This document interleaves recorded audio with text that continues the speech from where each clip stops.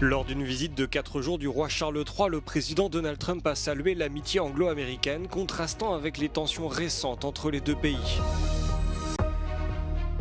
Téhéran accepte de rouvrir le détroit d'Ormuz à condition que les États-Unis lèvent leur blocus des ports iraniens et mettent fin à la guerre. En visite à Andorre, Emmanuel Macron a appelé à faire progresser le débat sur la légalisation de l'avortement dans la principauté. Le célèbre journaliste Andrzej Poczobut a été libéré d'une prison bélarusse dans le cadre d'un échange passé entre Minsk et Varsovie. Le Parlement européen a adopté une résolution demandant l'établissement d'une définition du viol à l'échelle européenne. Celle-ci est désormais fondée sur l'absence de consentement libre et éclairé. Les États-Unis n'ont pas d'amis plus proches que les Britanniques, a déclaré ce mardi Donald Trump, évoquant une relation spéciale qu'il espère voir perdurer. Une déclaration faite à l'occasion d'une visite de 4 jours du roi Charles III et de la reine Camilla, organisée afin de célébrer le 250e anniversaire de l'indépendance des États-Unis vis-à-vis de la Grande-Bretagne. Let us remember what has made our countries the two most exceptional nations the world has ever known. And together let us go forward with even stronger resolve to carry on our sacred devotion to liberty and to the traditions of excellence that have been our shared gift of all mankind. Les deux dirigeants ont ensuite tenu des entretiens dans le bureau ovale et le roi Charles III s'est rendu au Congrès pour y faire un discours, le premier d'un monarque britannique depuis 1991. Cette rencontre intervient dans un contexte de relations particulièrement tendues entre les deux pays. Donald Trump a en effet critiqué le Premier ministre Keir Starmer et son manque de soutien à la guerre qu'il mène au Moyen-Orient.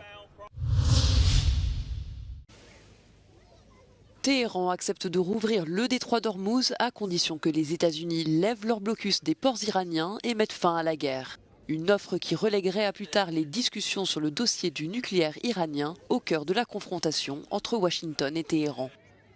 Iran has proposed a mutual reopening of the strait, leaving the nuclear discussion for later in the process. Given that the nuclear program has been a red line for this administration, would the president agree to that kind of phased negotiation? What I will reiterate is that the president's red lines with respect to Iran have been made very, very clear, not just to the American public, but also to them as well. So they're considering that. I wouldn't say they're considering it. I would just say that there was a discussion this morning that I don't want to get ahead of, and you'll hear directly from the president, I'm sure, on this topic very soon. Malgré un cessez-le-feu fragile mais toujours en vigueur, le bras de fer entre les États-Unis et l'Iran persiste dans le détroit d'Ormuz. Au début du mois, Washington a imposé son propre blocus sur cette voie maritime stratégique, entraînant un double barrage du passage. Les États-Unis affirment vouloir empêcher Téhéran d'exporter son pétrole afin de le priver de revenus essentiels. L'Iran, de son côté, rejette toute responsabilité et accuse Washington d'être à l'origine des perturbations du trafic maritime. Responsibility for any disruption to maritime transport lies with the aggressors, the United States and its supporters.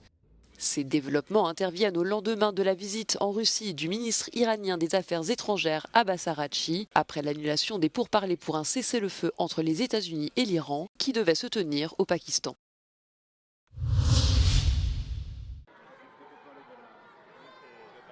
Sept ans après sa dernière venue, Emmanuel Macron s'est rendu en Andorre pour une visite officielle de 2 jours dans la principauté pyrénéenne, enclavée entre la France et l'Espagne.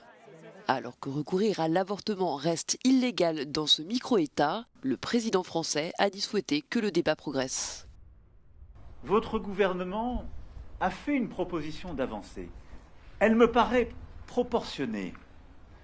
Et avançant sur la dépénalisation pour les femmes, elle va sur ce chemin.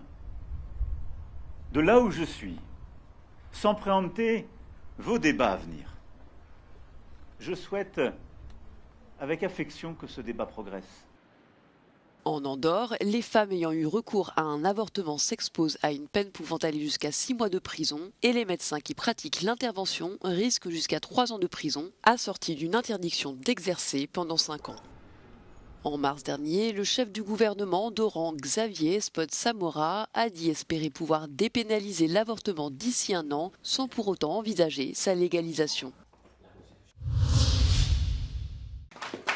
Le célèbre journaliste Andrzej Poczobut a été libéré après avoir passé 5 ans dans une prison bélarusse dans le cadre d'un échange avec la Pologne. 10 autres prisonniers ont également retrouvé leur liberté, ont annoncé ce mardi des responsables. Andrzej Poczobut was imprisoned solely for the fact that he spoke the truth. We sympathized with him because this is recent memory for us. For 45 years in this country under communism, people went to jail for simply speaking the truth, no other crime. And so he became a symbol. Andrzej Poczobut est correspondant pour le journal polonais Gazeta Wyborcza et est une figure de proue de la minorité polonaise au Bélarus. Il purgeait une peine de 8 ans de prison dans une affaire décrite comme politiquement motivée. Son arrestation en 2021 avait suscité de nombreuses critiques en Europe. De son côté, la Pologne a libéré entre autres Aleksander Butyagin, un archéologue russe arrêté en décembre et qui devait être extradé vers l'Ukraine. Cet échange de prisonniers est intervenu alors que le président bélarusse Alexandre Loukachenko cherche à améliorer ses relations avec l'Occident.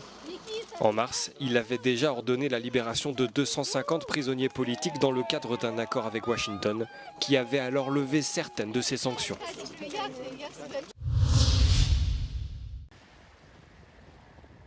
Les Émirats arabes unis ont annoncé quitter l'OPEP, l'organisation des pays exportateurs de pétrole, ainsi que l'OPEP+, à compter du 1er mai.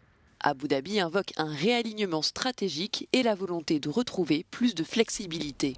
Depuis plusieurs années, les Émirats arabes unis contestent les quotas de production qui lui sont imposés au sein de l'organisation, estimant qu'ils freinent l'expansion du pays. Cette décision, qui intervient en pleine crise énergétique planétaire, porte un coup dur aux autres membres de l'organisation, dont la capacité à peser sur l'offre mondiale se voit affaiblie, notamment face aux États-Unis. Les Émirats arabes unis emboîtent le pas au Qatar, qui a quitté l'OPEP en 2019. Créée en 2016, l'organisation comptait jusqu'à présent 12 pays membres. L'OPEP+ intègre quant à elle d'autres grands producteurs de pétrole, notamment la Russie.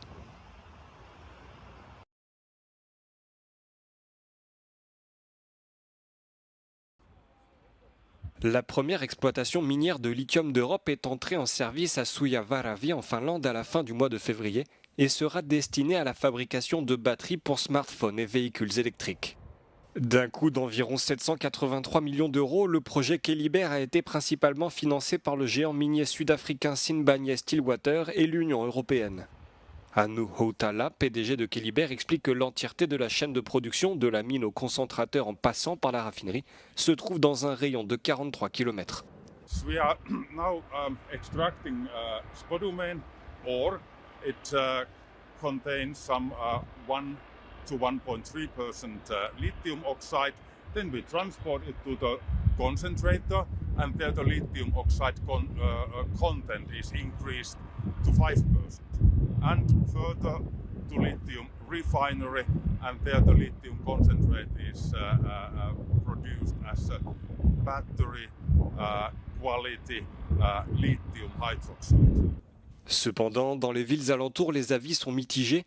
Si les habitants se réjouissent du côté positif que cette mine aura pour l'emploi local, quelques 300 personnes devraient y être employées à terme, nombreux sont ceux qui s'inquiètent de l'impact environnemental qu'elle pourrait avoir.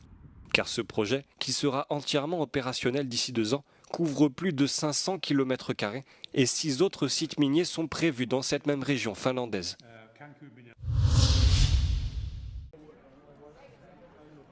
Le Parlement européen a approuvé ce mardi une résolution appelant à une définition commune du viol à l'échelle de l'Union européenne, fondée sur l'absence de consentement libre et éclairé. Cette résolution insiste sur le fait que seule une indication claire et sans ambiguïté du consentement est valable dans les relations sexuelles.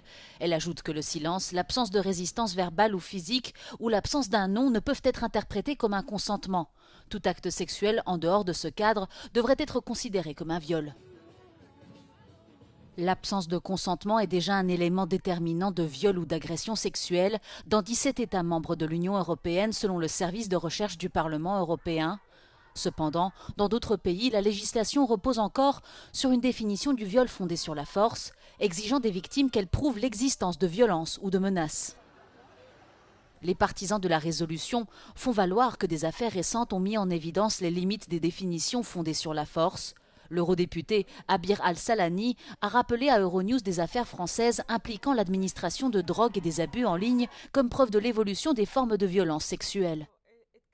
Because of all these scandals that have been surrounding this topic, from the case of Madame Pilico in France to the rape, so-called rape academy, where you drug women, where the partners drug women, they rape them and they streamed it online. So the violence has evolved against women. Sexual violence in Europe has evolved. Désormais, c'est à la Commission européenne de proposer une législation qui devra être ensuite approuvée par les États membres de l'Union européenne. Le procès du principal suspect d'un projet d'attentat islamiste contre un concert de Taylor Swift à Vienne à l'été 2024 s'est ouvert ce mardi au tribunal de Wiener Neustadt, dans le sud-est de l'Autriche, sous haute surveillance policière. L'Autrichien, identifié sous le nom de Beran A. et âgé de 19 ans à l'époque, a été inculpé de plusieurs chefs d'accusation, dont celui d'appartenance à une organisation terroriste. Il aurait été en contact avec des membres du groupe djihadiste État islamique avant l'attaque prévue. Il aurait également prévu de prendre pour cible des spectateurs à l'extérieur du stade Ernst Happel, où 30 000 personnes devaient se rassembler chaque soir, en plus des 65 000 présentes à l'intérieur du bâtiment. Pour cela, il aurait tenté de se procurer des armes et travailler à la fabrication d'une bombe à fragmentation, grâce à des instructions fournies par d'autres membres du groupe. Les 3 concerts à Vienne de Taylor Swift, prévus dans le cadre de sa tournée Eras, avaient par la suite été annulés. L'avocat de Beran A. déclaré que son client comptait plaider coupable pour la plupart des chefs d'accusation. Il risque jusqu'à 20 ans de prison.